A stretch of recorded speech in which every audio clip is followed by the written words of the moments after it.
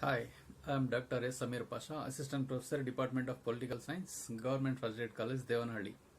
In this video, I am going to explain you about the main important political theory called socialism.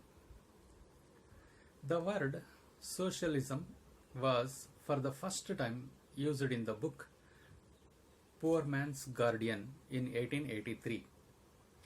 The rigid nature of capitalism and individualism motivated for the growth of socialism. Misuse of individual liberty has led to evil effects to the society. Due to evil effects of industrial revolution, in some European countries, people met with difficulty. The main features of capitalist economic system: economic liberty, private property, individual profit, competition, class struggle, etc., came to the forefront. Industrial revolution brought centralization of wealth among few capitalists. Poor people became poorer and the rich became richer. The gap between the rich and poor increased day by day. The laborers became unemployed when the machines were used for production purpose. Income and wealth were distributed indifferently in the society.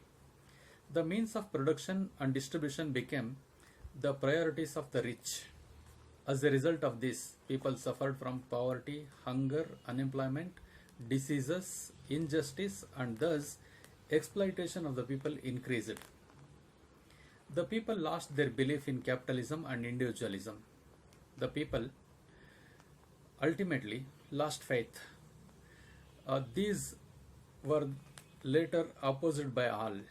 The thinkers who opposed this sown the seeds seeds of socialism. In this way, socialism emerged with the misuse of capitalism and individualism. Though socialism got importance recently, its principles are too old. The most prominent Greek political philosopher, Plato, in his book Republic, has advocated some principles of socialism. Saint Simon, Charles Fourier, and Robert Owen gave new dimensions to socialism in 19th century. All these thinkers opposed the economic and social conditions of capitalism and organized people to eliminate economic inequality. Proudhon, Louis Blanc, Thomas More, R.H. Tawney, G.D.H. Cole, Clement Attlee, etc. gave a popular and theoretical base and scientific shape to socialism.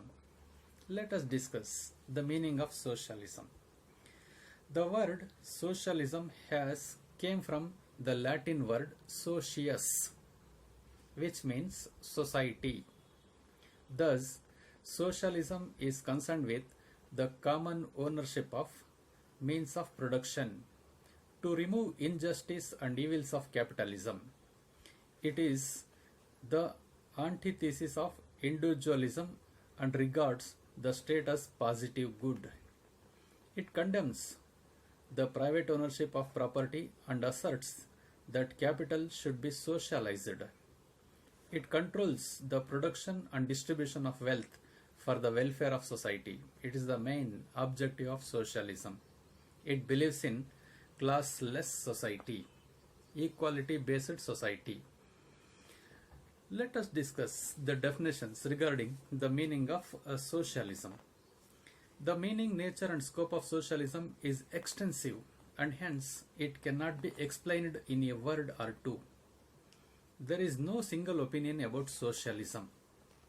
C.E.M. Joad says that socialism is like a hat which has lost its shape because everyone wears it. It is the opinion of C.E.M. Joad. He says like this because the meaning of socialism varies from thinkers to thinker. It has lost its clear meaning. So he says like this, He said like that, this socialism is like a hat which has lost its shape because everyone wears it. A.C. Pigot says that if there is individual control over means of production, it becomes capitalism. And if there is society's control, it becomes socialism. G.D.H. Cole, socialism is a denial of class distinction and social system based on principle of equality, common control over means of production, and a feeling of cooperation among citizens. It is called as socialism. One important political thinker, George Bernard Shaw, according to him, socialism is the principle of common ownership of land and wealth. Lastly, E.M. Burns quotes that socialism is the elimination of private industries and the implementation of common ownership of means of production, distribution, and exchange. Features of socialism. Let us discuss one by one the main important features or characteristics of socialism. First one, opposition to capitalism. Socialism seeks to put an end to capitalism. Its main aim is to eliminate capitalism, which is an enemy of labor class. It eliminates economic inequality and establishes a society of equals. Second important feature, opposition to individualism. Due to the rigid attitude of capitalism and individualism, economic inequality has emerged. This has led to the adverse effect on society, and socialism has come into existence to overcome all this. Point 3. Priority to society. Priority to society. Socialism gives priority to society than individual. It argues that the means of production should be undertaken either by the society or by the state.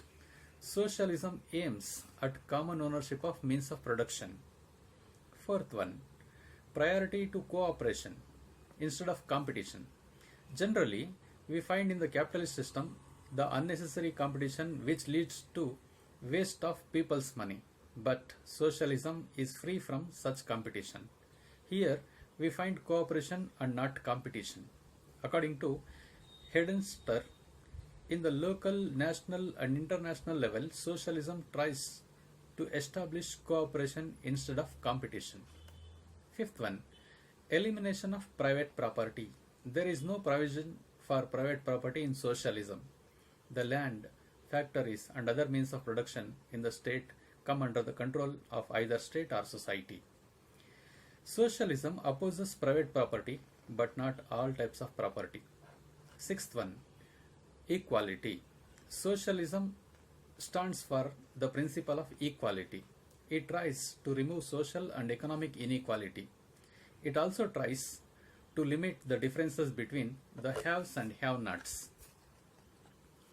Seventh one, state control. In socialism, the means of production, distribution, and exchange are under the state ownership. The industries are nationalized by distributing land to the landless. Eighth one, social security. Socialism provides security to the people in the fields of agriculture, industry, and other aspects. Last one, economic planning. Socialism wants to solve the economic problems such as unemployment and poverty on the basis of economic planning. Absolute power. In socialism, the state will be absolute as all the powers are enjoyed by it only. Third important defect, improper use of resources. Prices of the manufactured goods are fixed by the government. It is against demand and supply, and it will lead to improper use of resources. Fourth one, control over liberty. An individual has liberty to own property, to get profit, to have industries, and to manufacture the goods according to his will. The individual who has no freedom of expression and profession cannot develop his personality. Fifth one, corruption. When all means of production comes under state control, partially will to power corruption etc. can be seen in the bureaucracy. Once again, I repeat the point related to corruption. When all means of production comes under the state control, it may leads partiality, will to power, corruption, etc. can be seen in the bureaucracy. It's the main important defect of socialism. Let us conclude. We cannot reject socialism on the grounds of the above said defects. It helps the hard workers by increasing the feeling of cooperation and unity. It cooperates to remove the economic inequality between the rich and poor. Therefore, the modern states are in favor of socialism. Thank you.